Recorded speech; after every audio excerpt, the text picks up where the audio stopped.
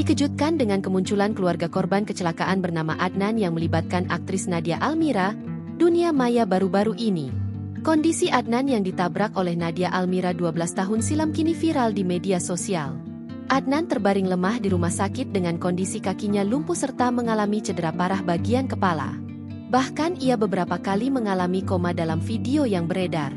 Pihak keluarga kini menuntut tanggung jawab Nadia Almira. Pasalnya, 12 tahun berlalu, kondisi Adnan bukannya membaik, justru semakin buruk. Keluarga korban mengatakan sudah berusaha menuntut tanggung jawab dari aktris berusia 31 tahun itu, namun akses ditutup.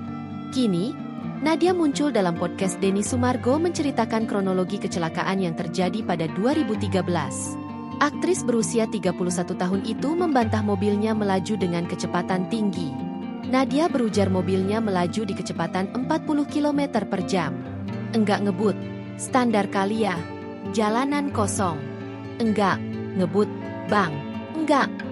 70-80 enggak sampai. Mungkin 40-an, sekitar segitu. Bebernya.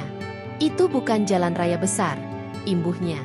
Menurut ingatan Nadia, Adnan memotong jalan kemudian berada di depan mobilnya dengan kecepatan rendah hingga membuatnya kaget. Lantaran kaget, Nadia langsung banting setir dan menabrak beton. Setelah itu, pemain film santet kuntilanak itu tak ingat dengan apa yang terjadi.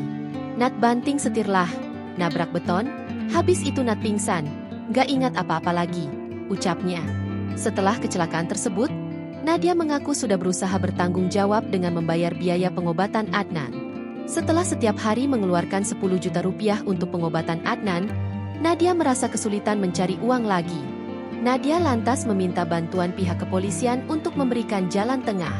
Akhirnya dibuat surat yang ditandatangani kedua belah pihak dan sepakat berdamai. Setelah terjadi kesepakatan tersebut, pihak Nadia yang diwakili oleh pamannya menyerahkan uang 40 juta rupiah. Total bantuan uang yang sudah diberikan Nadia ke Adnan sekitar 185 juta rupiah. Download Tribun X sekarang, menghadirkan lokal menjadi Indonesia.